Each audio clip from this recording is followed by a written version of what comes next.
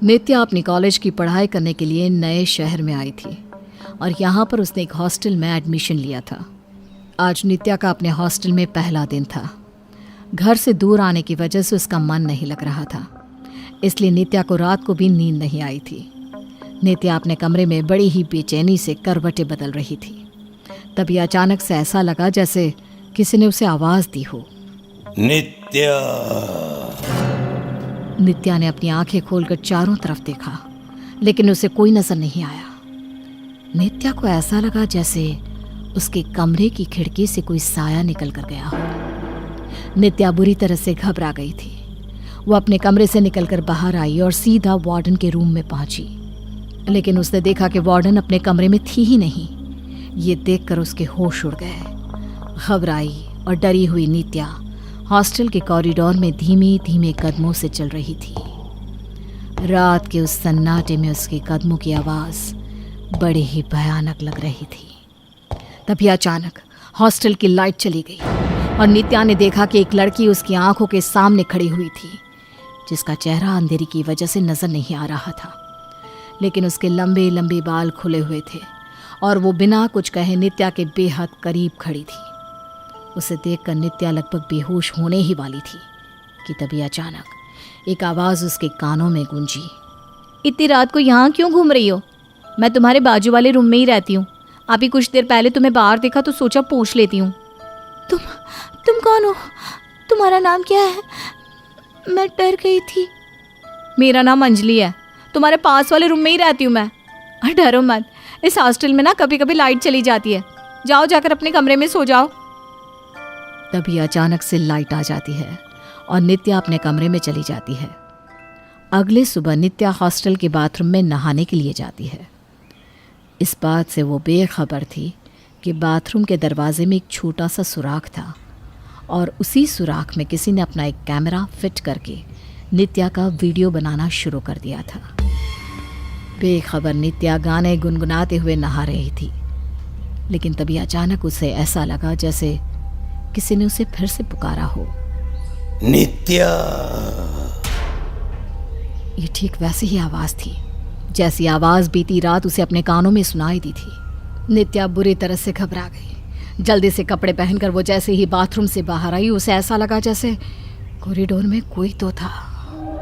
एक अजीब से डर ने अब नित्या को घेर लिया था। उसे समझ में नहीं आ रहा था कि वो जो भी महसूस कर रही थी वो सच था या फिर कोई सपना। नित्या का हर पल डर के साए में गुजरने लगा था। उसे ऐसा लगता था जैसे कोई तो था जो हर लम्हा हर वक्त दबे पैर उसका पीछा करता रहता था। लेकिन नित्या जैसे ही पलट कर देखने की कोशिश करती, उसे कहीं कोई नजर नहीं आता था। अगले दिन फिर से जब नित्या बाथरूम में नहाने के लिए गई तो किसी ने उसके बाथरूम के दरवाजे की सुराख से कैमरे का एंगल सेट किया और फिर नित्या का वीडियो बनाना शुरू कर दिया। नित्या का वीडियो बनाने वाला कोई और नहीं बल्कि हॉस्टल की वार्डन मिस रोमा थी।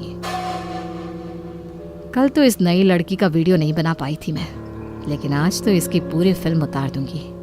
उसके बाद उसे इंटरनेट पर डाल दूंगी और लाखों की कमाई हो जाएगी, मजा आ जाएगा। लेकिन तभी अचानक रोमा को उस बाथरूम के अंदर नित्या के ठीक पीछे एक लड़की खड़ी हुई नजर आई। ये देखते ही रोमा के कदम कांपने लगे। ये कौन है? नहीं, ऐसा नहीं हो सकता, ये यहाँ नहीं आ सकती। डर की वजह से रोमा अपना कैमरा लेकर जल्दी से अपने कमरे में आ गई। उधर नित्या बुरी तरह से डर गई थी। उसे ऐसा लग रहा था जैसे कोई साया हर पल उसके साथ रहता था। नित्या जैसे ही अपने कमरे में आई, एक अजीब सी परफ्यूम की महक उसे महसूस हुई। ये परफ्यूम तो मैं लगाती ही नहीं हूँ और मेरा कमरा तो लॉक था। आखिर खुशबू कहाँ से आई? मेरी तो कुछ समझ में नहीं आ रहा। उधर वार्डन अपने कमरे में जाकर उस कैमरे में बना हुआ वीडियो देखने लगती है। आज तो पक्की बात है, कुछ ना कुछ बहुत अच्छा रिकॉर्ड हुआ होगा। आखिर मैंने उस नई लड़की नित्या का पूरा वीडियो बना लिया है।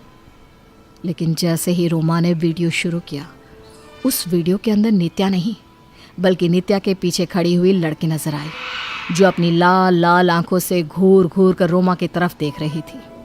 रोमा के हाथों से कैमरा छूटकर नीचे गिर पड़ा और वो जोर जोर से चीखने लगी। उसकी आंखें बंद थी। तभी किसी ने उसके कंधे पर हाथ रखा। रोमा ने जैसे ही आंखें खोली तो उसने देखा कि कमरे में अंधेरा हो चुका था। कौन है? कौन है? सामने आओ। इतनी जल्दी भूल गए मुझे? इतनी जल्दी? मैं तो तुम्हारी फेवरेट स्टूडेंट थी ना। कौन हो तुम? देखो, मुझे इस तरह डराने की कोशिश मत करो। मैं तुमसे डरने वाली नहीं हूँ। मैडम, मैं नीलिमा हूँ, वही नीलिमा जिसका 2 साल पहले वीडियो बनाकर आपने इंटरनेट पर डाल दिया था। लेकिन तुम तो मर चुके हो। तुम यहाँ कैसे आ सकती हो? मरने के बाद भी मेरी आत्मा को मुक्ति नहीं मिली। कैसे मिलती? मेरी मौत तुम्हारी वजह से हुई थी। मैं जीना चाहती थी, लेकिन तुमने मुझे बदनाम करके मुझसे मेरे जीने का हक छीन लिया। रोमा पागलों की तरह कमरे में इधर उधर भागती है और जल्दी से कमरे से बाहर जाने की कोशिश करती है, लेकिन तभी अचानक लाइट आ जाती है और रोमा के कदम अपनी जगह पर रुक जाते हैं। कौन है? कौन है जो मुझे डराने की कोशिश कर रहा है? मैं सब जानती हूँ। ये मेरे हॉस्टल की ही किसी लड़की की हरकत है। रोमा चारों तरफ देख रही थी, लेकिन उसे वहाँ पर कोई नज़र नहीं आया। कमरे का दरवाज़ा भी अंदर से बंद था। अंदर कोई कमरे में आया होता तो दरवाज़ा खुला होता। ये सोच सोच कर रोमा के होश उड़ रहे थे। कुछ देर के बाद हॉस्टल की वार्डन रोमा गहरी नींद में सो गई, लेकिन तभी उसे ऐसा महसूस हुआ जैसे कोई साया उसकी बाजू में लेटा हुआ था। रोमा ने अपनी आंखें खोलकर देखा तो वही लड़की उसके ठीक बराबर में आंखें खोलकर लेटी हुई थी और उसे घूर घूर कर देख रही थी। बचाओ, बचाओ मुझे। तुम यहाँ कैसे आ सकती हो? तुम तो मर गई थी ना। तुमने सुसाइड किया था। हाँ बिल्कुल, लेकिन मेरी मौत के जिम्मेदार तुम हो, सिर्फ तुम। रोमा घबराहट की वजह से अपने कमरे से निकलकर बाहर भागती है और भागते भागते कॉरिडोर में जाकर चिल्लाने लगती है। बचाओ मुझे, बचाओ। वो नीलिमा मेरे कमरे में आ गई है। वो मुझे छोड़ेगी नहीं। कोई बचाओ मुझे। ये मैम को क्या हुआ है? और ये नीलिमा कौन है? नीलिमा इस हॉस्टल की एक लड़की थी। एक दिन अचानक उसने आत्महत्या कर ली। ये कोई नहीं जानता कि आखिर उसने ऐसा किया क्यों। रोमा मैम क्यों कह रही है कि नीलिमा वापस आ गई है? पता नहीं यार, क्या चक्कर है। आई थिंक रोमा मैम की तबीयत ठीक नहीं है। कुछ देर के बाद हॉस्टल का बाकी का स्टाफ रोमा को वहां से ले जाता है। अगले दिन असेंबली में सारी लड़कियां इकट्ठी होती है और रोमा उनसे बात कर रही थी। तभी अचानक लड़कियों की भीड़ के ठीक बीचों बीच उसे नीलिमा नजर आने लगती है। नीलिमा उसे देखकर मुस्कुरा रही थी, लेकिन नीलिमा सिर्फ रोमा को ही नजर आ रही थी, बाकी किसी को भी नहीं। वो वापस आ गई है। वो मुझे छोड़ेगी नहीं। और इतना कहकर रोमा वहां से भागने लगती है। रोमा जिस तरफ इशारा कर रही थी उस तरफ सारी लड़कियों ने देखा। वहां पर तो नित्या खड़ी हुई थी। अरे तुम सब मुझे ऐसे क्यों देख रहे हो? मैंने क्या किया है? ये वो वार्डन तुम्हारी तरफ इशारा क्यों कर रही थी? पता नहीं यार, मैं तो इस नीलिमा नाम की लड़की को जानती भी नहीं हूँ जिससे रोमा मैम इतनी डरती हैं। धीरे धीरे रोमा की दिमागी हालत खराब होने लगती है। ये देखकर कॉलेज और हॉस्टल का स्टाफ उसे एक साइकेट्रिस्ट के पास भेज देता है। मुझे ये बताइए कि आपको ऐसा क्यों लग रहा है कि नीलिमा वापस लौट आई है? कई बार कभी रात को मेरे बिस्तर पर आकर बैठ जाती है, कभी मेरे रसोई में आकर खाना खाने लगती है, और अब तो वो हॉस्टल की असेंबली में भी आने लगी है। वो देखिए, वो यहाँ पर भी है। वो मेरे सामने खड़ी है। यहाँ पर कोई नहीं है। अब बस ये बताइए कि आपने नीलिमा के साथ कुछ गलत किया है क्या? नहीं, मैंने कुछ गलत नहीं किया। किसी के साथ कोई गलती नहीं की। तभी रोमा ने देखा कि नीलिमा अपने हाथ में एक बड़ा सा चाकू पकड़कर रोमा की तरफ बढ़ रही थी, जैसे वो उससे कहना चाहती हो कि वो अपनी गलती कबूल कर ले, वरना नीलिमा उसकी जान ले लेगी।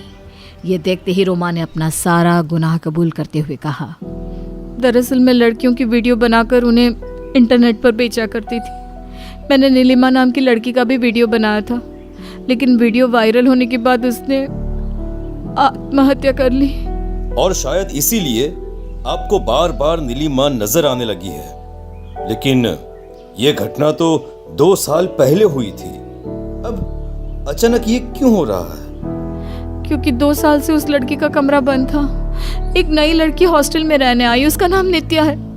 मैंने उसे वो रूम रहने के लिए दे दिया और नित्या के आते ही नीलिमा की आत्मा फिर से जाग उठी है। तभी अचानक से एक बहुत ही भयानक दुर्घटना होती है। देखते ही देखते रोमा के मुंह से झाग निकलने लगता है और वो ज़मीन पर पड़ी पड़ी तड़पने लगती है। साइकेट्रिस्ट दूसरे डॉक्टर्स को बुलाकर उसे बचाने की कोशिश भी करता है, लेकिन रोमा की जान चली जाती है। नीलिमा की आत्मा मुक्त हो चुकी थी।